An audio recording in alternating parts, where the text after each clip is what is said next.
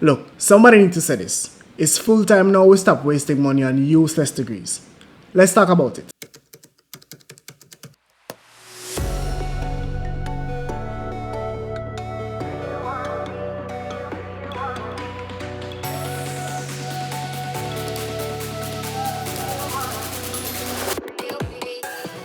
Before you come for me, let me be clear. I'm a firm believer in education being the key to success. And education is certainly worth investing in, but a degree is not a golden ticket. Some are just useless in this economy. And the sooner we accept this, the better off we'll be at setting expectations for the future. If we look at the current landscape in Jamaica, the unemployment rate is at its lowest in history. Tertiary schools like UWI and UTech and others pump out thousands of shiny new graduates every year ready for work, but employers complaining that there aren't enough talent available locally, going as far as pitching for immigrant labor to make up the workforce. We see so many graduates complain that the job market just don't make sense. Either you can't find work in your field of study, or the jobs that you do find don't pay enough for your expensive degree, or the job requirements just unreasonable. There's obviously a disconnect. But what is it? Why so many degree holders just can't seem to get ahead? Here's my theory. Firstly, too many people go off just vibes and feelings when it comes down to choosing their degrees. This mostly happens in families where we are the first generation to go to college and our parents don't know anything about higher education because, well, they themselves never went to college. And let me be clear, there's zero shame in that, but it's like asking advice on buying a car from somebody who never owned one. Getting a high-level education alone does not mean you will be successful. It only gets your foot in the door, but you still have to go and do the work. You must remember,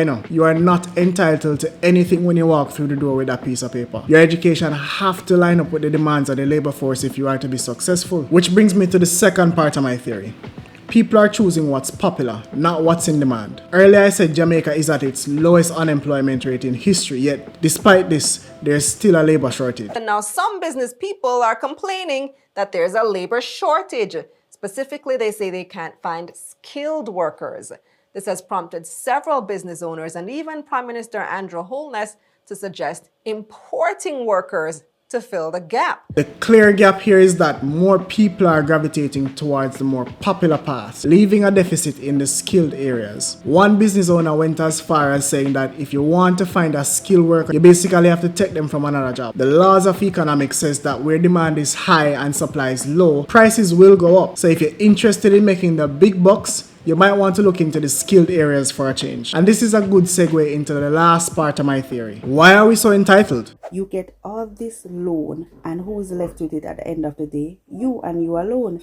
3, let's face it, the jobs are not paying the amount you are supposed to get with a degree.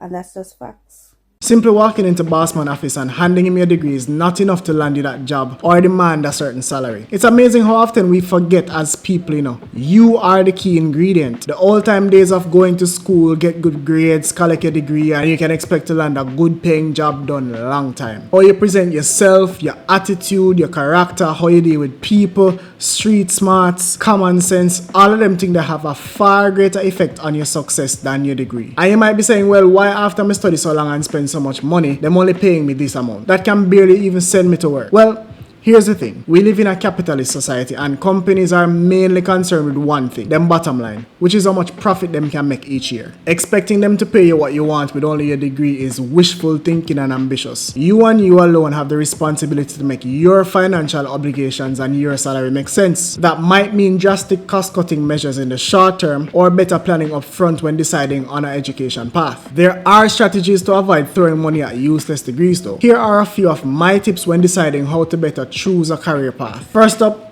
choose one that's in high demand. We see people that pay too much, pick the wrong school, or pick a degree with little to no return on investment on that level of education. Sure, investing in your education is a great idea and you are passionate about a very niche subject, but not every degree is worth the investment. Some of them are just stupid. You have to begin with the end in mind and get some guidance from people that have been there before. What job do you want to land after you finish? How much you expect to earn from it? What will it cost you? Is there a demand for it locally? locally. Which brings us to tip number 2. Go where you can afford. If you are a Jamaican citizen, you can become a high school teacher for $1 million in tuition after a 3-year bachelor's degree in education at UWI. You can get the same job for $1.2 million in tuition at Shortwood Teachers College or $1.6 million at UTech after 4 years. Nothing is wrong with any of these options. What I'm pointing out is that despite the difference in prices, none of these degrees give you a better chance of success than the other. And guess what? Even if you don't have the millions to invest in an education, Jamaica happens to offer high-level skilled education basically for free. The Heart NSTA offers training up to the associate level and even partner with companies to take you right out of school. A program like this not only makes education accessible, but also keeps you out of debt so you can start your career without the baggage. Another way to get ahead is seek scholarships and grants. You can't get them if you don't apply. Just do it. You never know what can happen. You can even go to universities abroad for free. Usually you have to pay airfare, but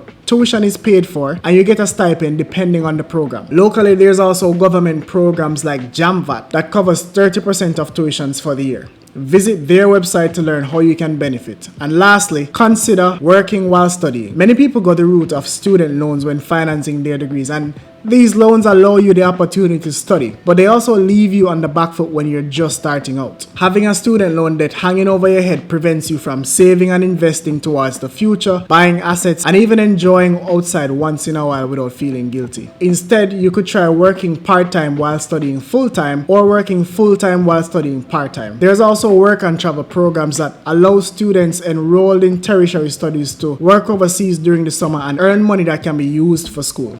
This was the no-brainer. This was the banker. This was the one that couldn't fail. This was one that's never failed. And there you have it. Please consider liking this video and subscribing to my channel. I publish content like this once a week, so if you have a topic you would like to hear my take on, drop it in the comments. If you disagree with my view on spending money on useless degrees, also let me know in the comments. I'll see you in the next one.